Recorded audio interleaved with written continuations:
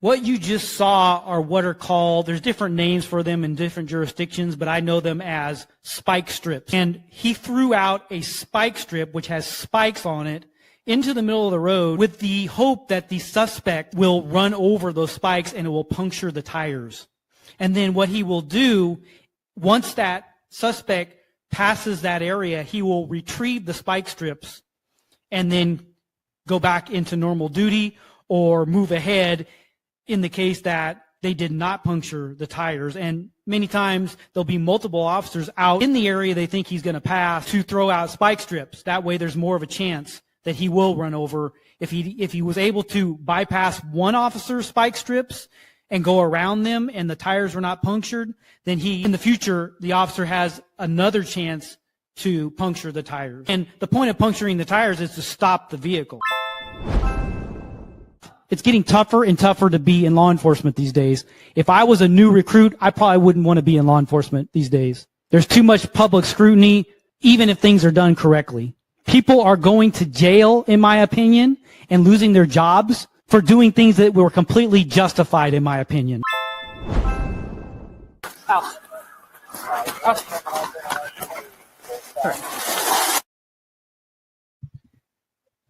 As you saw, that dog had a flip-flop. I believe it was a flip-flop in his mouth. What is that? That is a scent item. And so what will happen is if an officer has a clothing item that belonged to the suspect, he will give that to the dog, and then that dog will know what the scent of the person is that they're looking for. That will clue them into that scent. Then they can follow that scent. It's called a funnel. They will follow that scent, which is a funnel, into the woods, as you can see, and they will track that suspect. They will have a better chance of tracking that suspect and honing in on their smell. Okay, well, I appreciate you telling me, son. Yes, sir.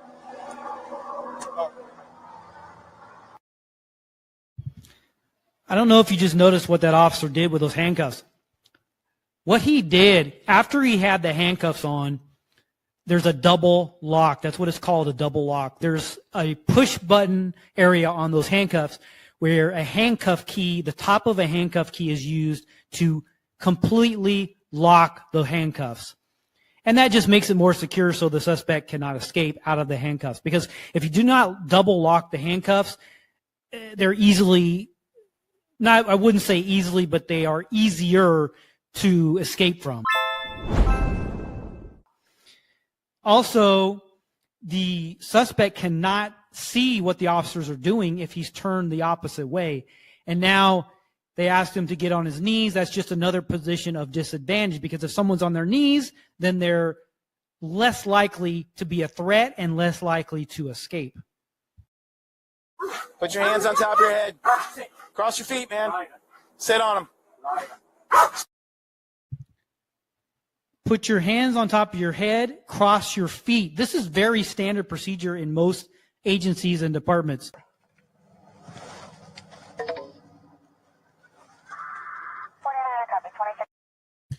The officer has taken up a position here, and I mentioned this before in other videos, between the door and the main part of the vehicle. And that is because of cover and concealment. If he was to be shot at by a suspect, that's probably one of the most safest places to be, in that if he was being shot at, more than likely the engine would absorb the fire downrange coming towards him. And then it's just harder for a suspect to aim and hit the officer. Announce yourself or you're going to get dog bit! Sheriff's K-9, come out! You will be bit!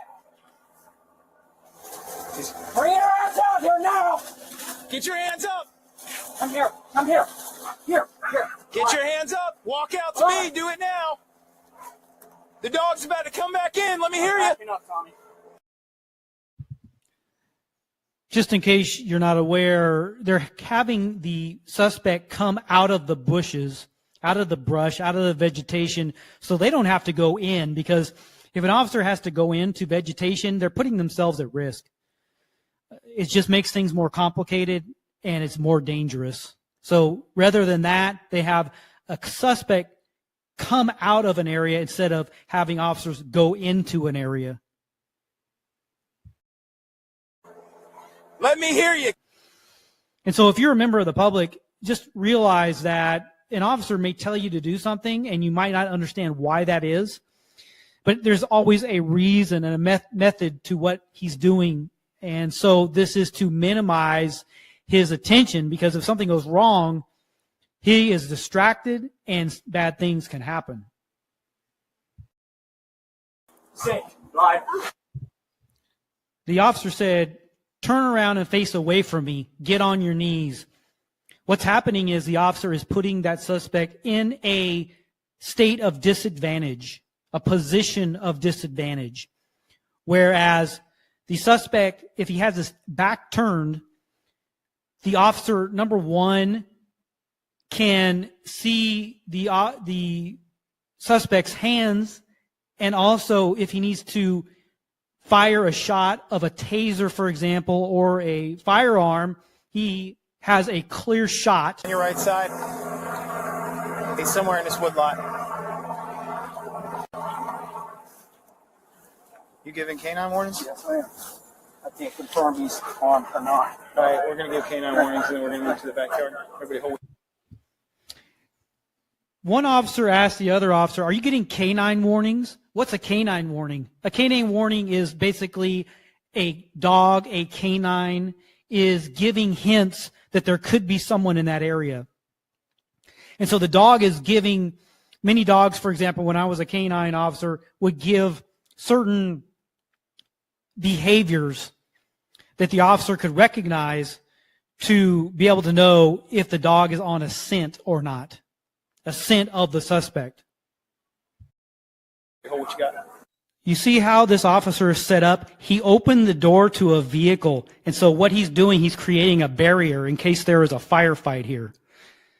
And this is a good place to be for law enforcement, because it gives them a barrier, probably the best barrier, where they can actually look out and see the vehicle, but they're covered.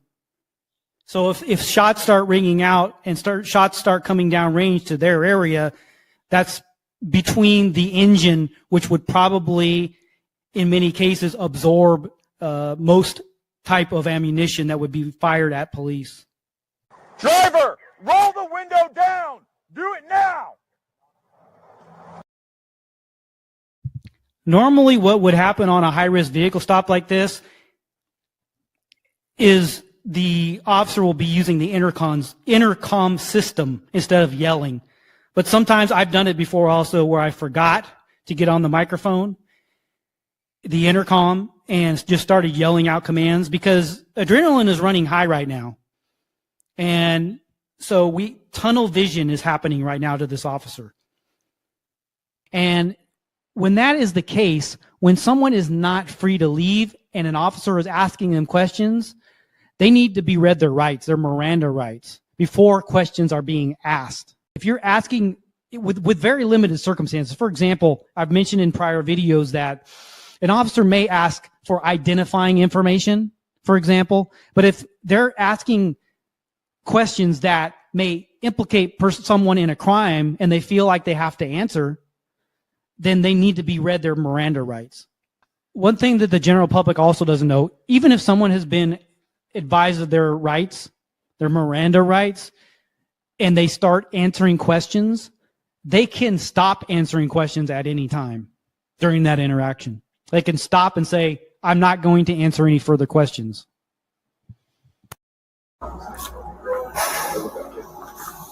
He drove around the stop sticks.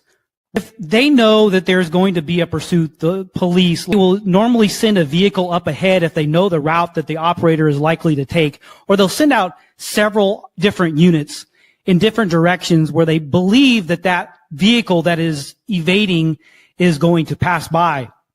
And then they will throw out these spikes, and they're retractable. They'll throw out the spikes hoping that the operator will not see them and they'll drive over the top of them, and that will puncture the tire. But it looks like in this video that the operator has been able to observe them and drive around them. We're driving 32 miles. I'm sorry, this is 1 Charlie 34. Looks like he just got hit by a stick. What he's saying is he believes that the operator just ran over those spikes that were thrown out. And as you saw on the right-hand side, there was another police vehicle. That was probably another officer throwing out the spike sticks, and the operator ran over them. My opinion is law enforcement officers should have physical standards. This is glaring to me right here in this video right now. Officers should have physical standards for employment, not only to enter employment, but ongoing throughout their career. And what do I mean by that? Most departments, at least to get into the department or to get into the agency, they have to pass physical standards. And in many cases, that is a variety of different exercises they have to perform, like push-ups, a certain number of push-ups at a minimum, a certain amount of sit-ups, a run, and one of those things is a body fat percentage. So this has been challenged in court. I don't know to what extent. I don't know if it's nationwide, but in many cases, this has been challenged by officers themselves, and they say that this is an issue that I have with body cameras, because the general public only sees what's in this video from a very limited static view. They do not see what's happening from other angles. For example, we cannot see if this person is in handcuffs or not. We also did not see what happened before the video started, and we cannot see what happens after the video ends, yet this is released to the public. And so the public can scrutinize many things, and I'm going to go ahead and scrutinize just from what I'm seeing, just like I said in my intro, of what you as a person of the general public might also scrutinize. But I'm giving a more in-depth, detailed look at from behind the scenes of my experience in law enforcement. So if they have him in a certain position, he's going to be less able to resist the arrest. And the officers can overpower him if, for example, there is an attempt to resist the officers. Face away from me, put the phone on the carts. If someone has their hands in their pocket, and this is not something specific to this incident, this is pretty much all the time. People that officers encounter, we do not want them to have their hands in their pockets. That is because if you don't see where their hands are, their hands could be doing something else. And that, for example, if they have something in their pocket like a weapon, they could pull that weapon out and use that against the officer. And then also they could have contraband in the pockets also. Let's continue on. So there's no question about the command that he's giving this individual. So good job on this officer giving a short, clear, concise command: stop. Stop. Stop. Stop. Step out of the car for us. Stop. Both of you. Stop. Step out of the car for him, man. All right? No guns on you, nothing like that, man? All right, step out for him, bud. You hear what he asked him? He said, no guns on you or anything? And the individual shook his head no.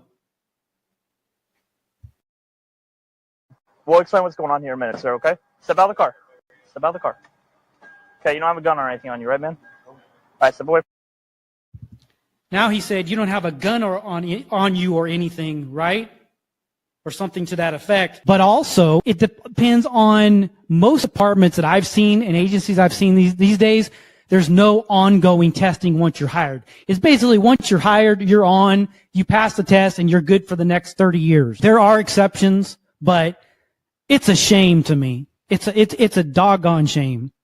And I'll probably do a separate video about this. But why am I referencing all this background information in reference to why I believe that most women, 99% roughly, should not be in law enforcement? We have to understand, physically speaking, women cannot